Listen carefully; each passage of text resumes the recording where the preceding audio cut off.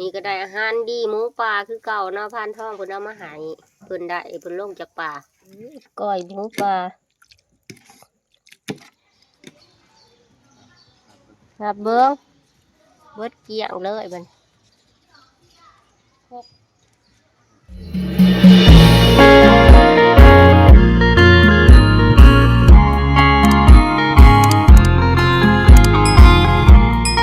พี่น้องมื้อนี้พ่อกับเจ้าดาคือเก่าสองผู้ระดาสาวลาวนะสุดมื้อนี้เข้าตลาดสิมาเกี่ยมเครื่องครัวเนาะไปซื้อเอาเครื่องครัวมาเกี่ยมจัดในงานนี่แหละเนาะทุกคนเพราะว่าเครื่องปรุงแต่งอาหารในครัวนี่พวกเราจะได้เฮ็ดเองเนาะบ่ได้จ้างคนแบบโดยเฉพาะแบบว่าใส่พี่น้องญาติพี่น้องมาปรุงอาหารมาแต่งกันเองนะทุกคนจะได้เตรียมเครื่องไว้เลยเนาะสำหรับเขามาตลาดก็บ่เฮียงสิไปซื้อเครื่องมื้อนี้กันเนาะซื้อมาเตรียมไว้อีกขาดเหลือยังกะจังเบิ่งเอาใหม่อีกเนาะจักสิได้ยังนี่หน้าโป่งเลยนะทุกคนปิ่งไก่หน้าโป่งสองข้างล่างนี่มีแต่ปิ่งไก่เลยนะทุกคนปิ่งไก่หน้าโป่งเหล่าขาวเมืองโค้งนะ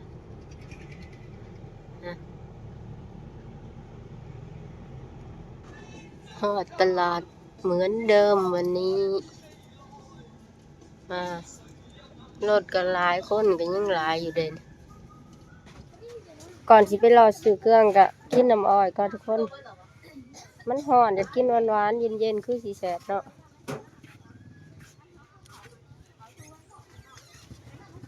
นี่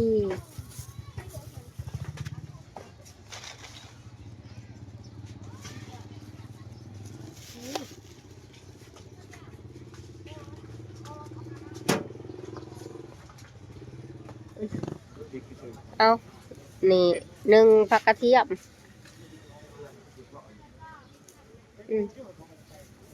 จะซื้อผักกระเทียมก่อนนะทุกคนเทียมพี่น้องผ่อนก็ผ่านฉันไปผักกระเทียมไปต่อทุกคนเนี่ยมาเฮียงสีแวเอาบัตรมาให้อยู่หานท้องกันเนาะบัตรการ์ดเซิร์นนะไปพากไว้น้ำข้าเจ้าบ่ได้บ่ฮะ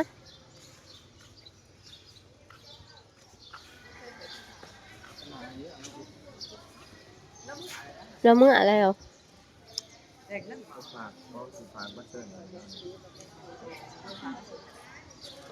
เพิ่นเมื่อไว้เนาะเพิ่นขอบใจเอ้ยมาหนิหาอ้ายทั้งนี้เจ้า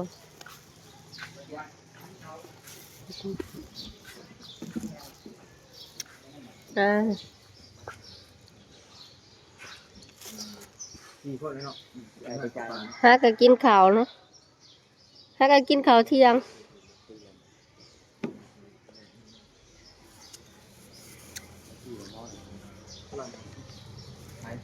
กระร่องกับบ่หายดอก70,000นะ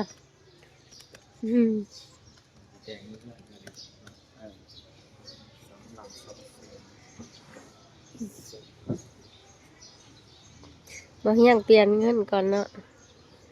ยังเงินอ้ายเพิ่นพากให้บ่ทั้งเมืองเนาะเมืองเนาะนี่มาได้เลยไปเลาะต่อนี่เด้มีดเอาบ่เบิ่งมีบ่ใช่สิมี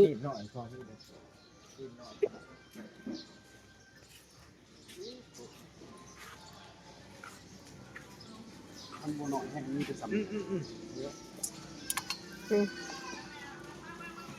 มีด5 อัน3 แสนพี่น้อง500 บาท5 อัน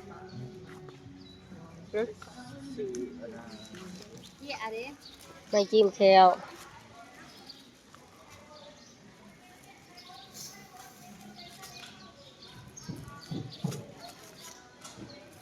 เอาทิชชู่ฮะจอกเอา4 อันก็ได้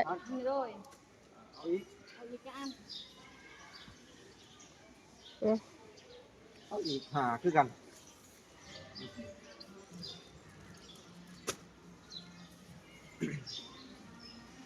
มันได้ซื้อเบิดหนึ่งส่งก็ได้ซื้อ เอาบอลเดียวหรือก็อย่างเงี้ยมันจะง่าย อืม มันบ่อย่างหลายอย่างเลย แล้วก็ค่อยรถเขามา เออ เขามาหัว เอามาแล้วจะได้เงินทีเดียวนี่1 ตอนเอาสาม สอง คน จอไม่อายบ่ 3เอาไป3น้ำตาล3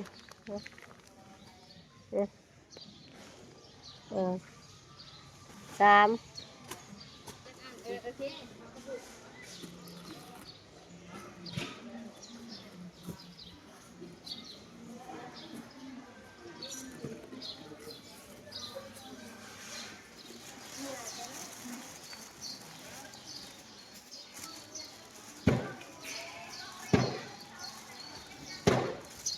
ยกได้แบบยกก็ยกตอนสวยก็เอาใส่บางคนใส่มันเต็มเลย จักโล ตามโนป่า อืม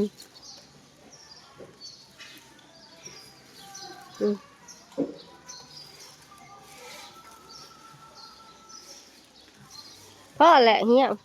เอาเครื่องน้ำเพลินอยู่หานนี้แล้วก็จดบินทุกคนยังสิไปเบิ่งอีกต่อท่านแล้วดอกนี่ก็ส่วนหนึ่งก็จดบินไปก่อนปลาเด็กกะทิแป้งนัวขาดบ่ได้เลยเนาะพี่พ่ออยู่ในหาดนี่จักทง1 2 3 4 5 6 7 8ทงเลยเนาะคิดเงินบาทนี่รายเงินจะถือจักล้านจ่ายเงินบาทนี้โอ้พี่เบิร์ด3 ล้านเลยนะ3 ล้านกีบ3 ล้านป้าย 3 ล้าน370,000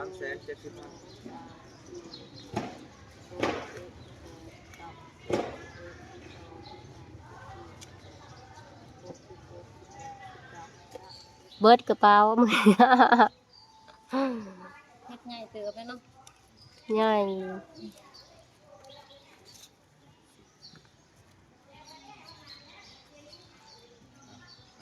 ครับเบิ้งเบิร์ดเกี่ยงเลยบัดนเออ เอานี่ เอาของแถมเอา 40 50ได้นี่ ขอบใจ เออซื้อนักเนาะ เพื่อนรากันดิซื้อซอยอีกหมอ เอาบ่ พอบ่ เอาไปลวกผิวง่ายหั่นก็ลวกได้แล้ว นี่ก็ได้แล้ว อันยัง เอาซื้อหมอกระทะ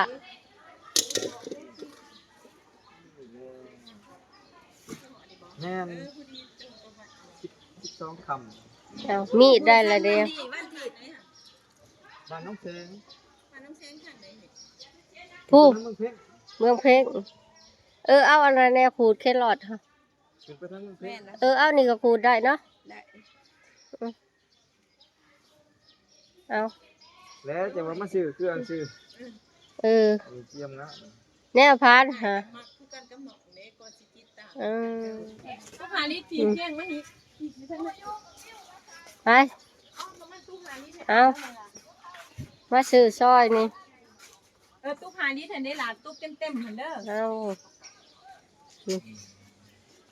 ใครเคยก็มีอยู่ในหัวบักบัวก็มีกับจีเอาเพิ่ม เห็นบ่นั่น หันแหละใหญ่ๆค่ะ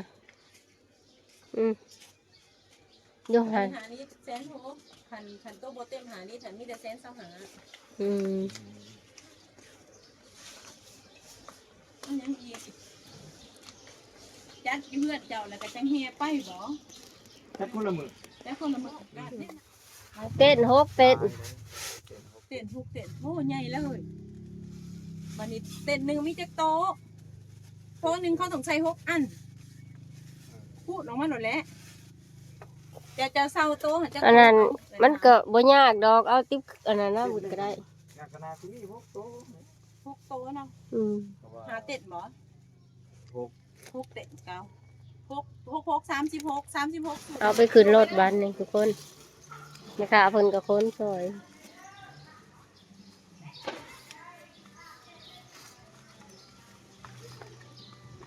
ใช่อีกท้องหนึง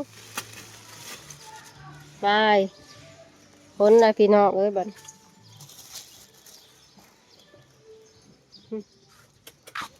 เ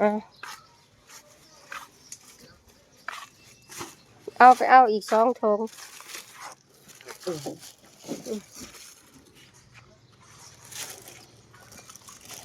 อึบ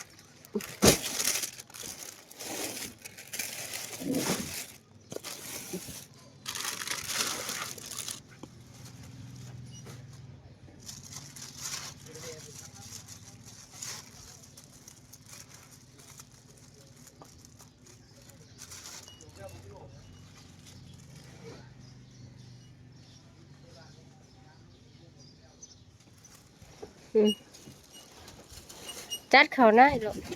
ตัวใดมันปิ้วดิกะเอาเขาหน้ากระดาษกระเดือ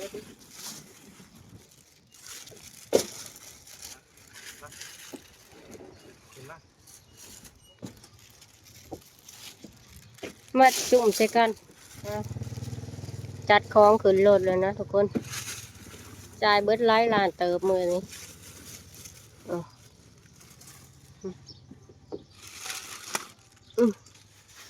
เอากองพุ่มมัน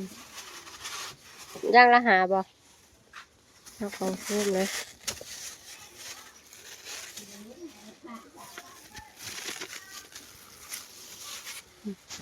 เพิ่นให้แม่ค้าถือไปซอยน้ำแน่ทุกคนเลยหลายกองโฟมตัวนี้เอาไปใส่ข้าวใส่พักนะได้แล้วนะทุกคนจัดเคียมเรียบร้อยกองโฟมฮะโฟมยานปิ้วก็เอาใส่ทั้งหลังรถเลยนะเบิ่งดินดูบันนี่ชอบบ่จากที่เฮาออกแต่ตลาดกับอาหารส่งเนาะมาเบิ่งน้ำส้มน้ำหวาน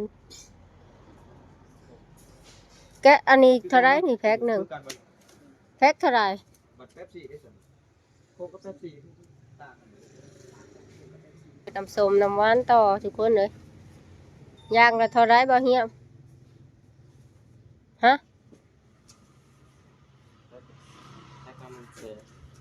แพ็คละ100,000เอา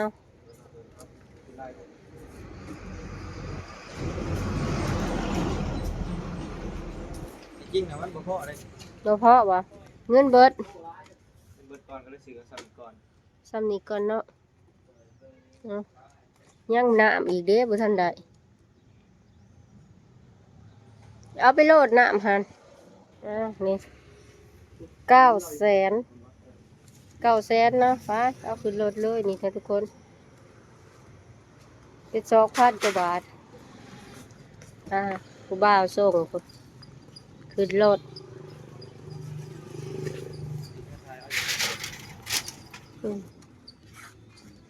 ไป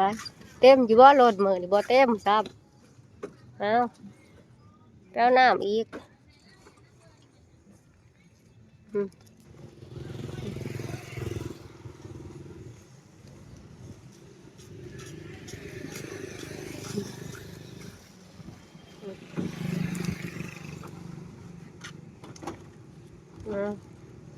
เบิดบ่จัดดีๆยังสระน้ำอีกเด้เอาน้ำหวานขึ้นแล้วก็เฮาสิออกเมื่อแวะอยู่ห้านน้ำดื่มอีกนะทุกคนห้านนี้ใหญ่ตัวนั้นในปั๊มค่ะไปเอาน้ำดื่มอีกนะแล้วก็สิพากันออกเมื่อไปหาเขากินได้บาทนี้เนาะได้เครื่องกับประธานได้ครบแล้วก็โคตรเลยแต่ว่าเอาสำนีไปก่อนเนาะเงินก็เบิดแล้วไป ยัง หา บ่ได้พ่อได้นี่ นี่ก็เบิดหลายล้านเนาะทุกคนหลาย10 ล้านเพราะว่าเดี๋ยวซื้อจบแล้วเรียบร้อยเดี๋ยวสดาสิเว้าให้ฟังว่าเบิดจัก1,000 บาทเบิดจักหมื่นเนาะสิไล่เป็นเงินไทยให้เบิ่งเนาะว่าสิเบิดจักหมื่นนะที่เฮาซื้อเครื่องได้น้อยเดียวดิเบิดหลายล้านทุกคน2-3 ล้าน4 ล้านเบิดหลาย เพราะว่าแล้ว4ล้านเบิด6ล้านป้าย6 ล้านแล้วก็ บ่ได้หมื่นป้าย เบิดหมื่นป้ายแล้วมื้อนี้นะทุกคนคันสิไล่ ได้ของน้อยเดียวหมื่นป้าย ได้เครื่องนิดเดียวนะทุกคนแต่ว่ายังบ่พออีกนะทุกคนยังสิไปซื้ออีกมันบ่พอเนาะ ม้อยลน ม้อยลน จนบ่มีหมอยแล้วบ่เฮียงบัดนี้ ก็เบิดหลายล้านเครื่องก็ได้น้อยเดียวยังบ่พอเนาะให้มาแวะกินข้าวเอาแห้งก่อนเด้อทุกคนเอ้ยแวะก่อนเมื่อยแห้งคนหลายเลยแวะกินข้าวเอาแห้งก่อน นี่แหละจอดนี่แหละโอ้รถต่อเอาหัวเขารถแวหานเพอค่ะพี่น้องเพอมาเพื่อนกินข้าวเปียกก็ได้กินหมี่นะกินหมี่เหลืองเมื่อยแห้งตลอดต้มกันหลายหาดเลยกินตัวบางอย่างเอาไหมหาดจำได้นี่พูดมาแล้วเฟอลาวมาเด้อทุกคนนี่พักก็มีเรียบร้อยนะเฟิร์โต๊ะ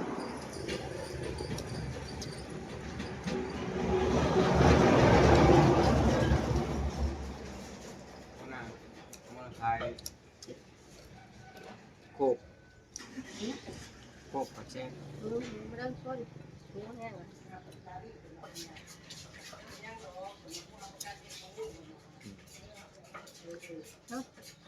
มาจะดูทุกคนกินเผลอด้วยกัน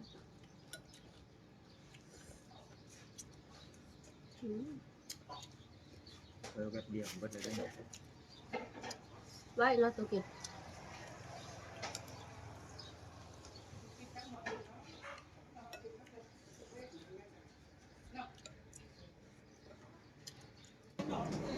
อิ่มเลยนะทุกคนเลย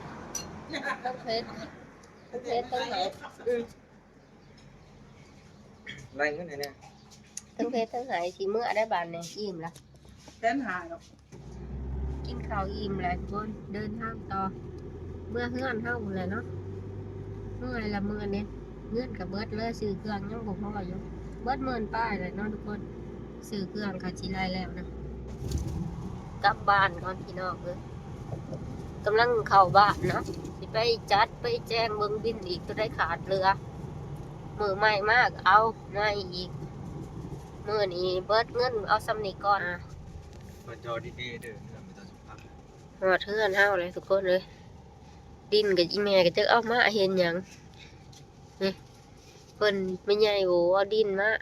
เพิ่นอยากได้ดินให้เด็กเพิ่นเห็นเขาเอามาให้ซะจุ๋มเพิ่นก็อยากได้เพื่อมาห่อเฮือนมีแต่ขี้ดินแดงเลยนะทุกคนนี่ต้องได้มาปัดล้างออกอีก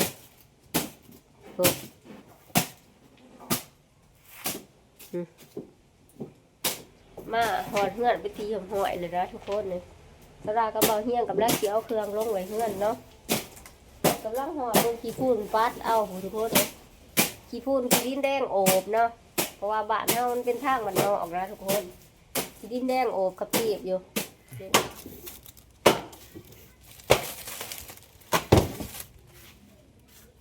มีแต่กี่ฝุ่น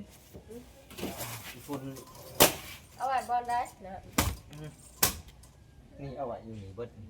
อยู่ห้องตัวนี้กี่ฝุ่นลายทุกคนถือว่าค้นหน่อยวางนี่ก่อนเนาะทุกคนนี่เครื่องของที่เฮามามื้อนี้ก็ได้ซ้ำนี่แหละเบิดเงินหา6 ล้านเนาะยังโฟมอีกเด่นในรถไปค้นกองโฟมมาอีกเนาะ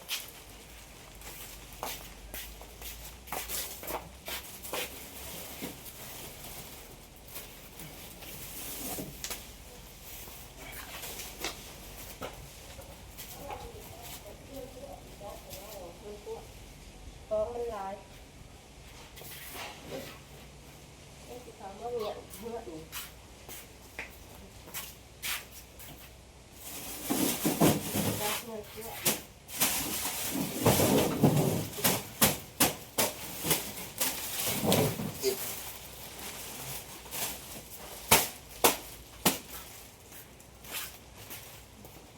เบิ่งได้แล้วเบิด6 ล้าน6 ล้านป้ายนะทุกคน6 ล้าน6 ล้านกีบ6 ล้านป้ายถ้าเป็นเงินบาทก็สิประมาณ11,000นี่แหละเนาะมันเบิดมื้อนี้แต่ว่าเครื่องก็บ่ทันครบดอกแต่ตัวบางอย่างเขากินได้เลยรู้สึกเบิดบังเบิดบ่ยังกองโฟมอีกบัดนี้ฮะนะทุกคนจักสิพ่อจักบอก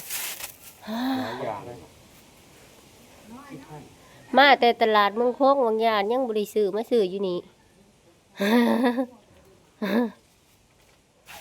วันนี้คนเครื่องแล้วเรียบร้อยแล้วโซดาสิออกเมื่อหน้าเนาะทุกคนแล้วมือไม่จังว่าการสิไปทางใดอีกเนาะเพราะว่าเครื่องเฮากับบ่ทันครบแต่กับคนมาไว้ส่วนหนึ่งก่อนเนาะได้สิออกหน้าก่อนบัดนี้ มาแต่ตลาดหอเที่ยงกับจนค่ำเนาะประมาณ4 โมงเกือบ5 โมงนะจ้ะสิกินข้าวกินน้ำก่อนจะได้จังสิกลัวบักพริกตำไว้เนาะกินข้าวก่อนชีนหมูป่านี่พันท้องเราเอามาฝากเนาะเรามาให้แบ่งกันกินนะเราขึ้นป่าเรามาอันนี้เรามาแบ่งหายมื้อเช้านี่เนาะสดากับสิปิ้งลาบกินเนาะลาบซุกนี่สดากับสิลาบซุกกินอาหารแรกเลยเนาะพอดีสดากับสิลาบหมูกินแล้วก็จังสิได้ครัวบักพริกตั้มเนาะทุกคนนี่เฮ็ดกินข้าวแรงก่อนเพราะว่าเขามาฮอดเที่ยงมันก็ค่ำแล้วนะไปซื้อเครื่องมือนี่เนาะนี่ก็ได้อาหารดีหมูป่าคือเก่าเนาะพานทองเพิ่นเอามาให้เพิ่นได้เพิ่นลงจากป่า ในทางทางลัดตู้น้อยน้ำวิทย์มองนั่นไล่ไปเห็นแล้วนะลูกนี้นี่ตัวเลือกนะโอเคมันก็แม่เพิ่มคุณคือดีก็ยังไปเขายันตัวไก่ หมูป่าอาหารแรงคือลาบหมูป่าอีกเลยทุกคนเนาะ มีต้น ไม้ป่ากินตอนแรก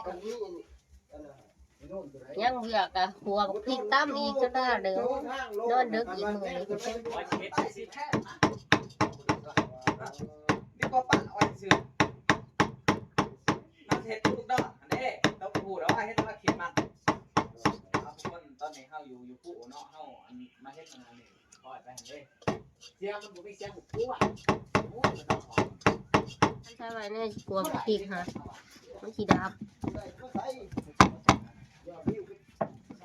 ซอยแล้วก็สิได้ประมาณนี้นะทุกคนนี่ได้เครื่องถ้วยหนึงเนาะแล้วก็สิมาซอยผักหอมใส่เลย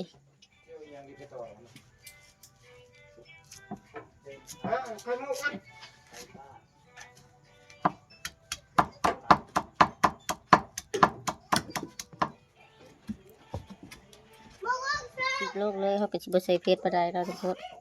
เขาครัวแนวขาดบ่ได้บีบมะนาวลงเลย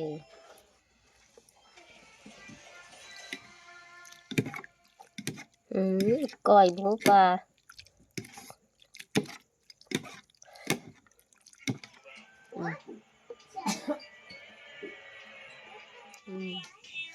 แล้วที่เรียบร้อยนะทุกคนนี่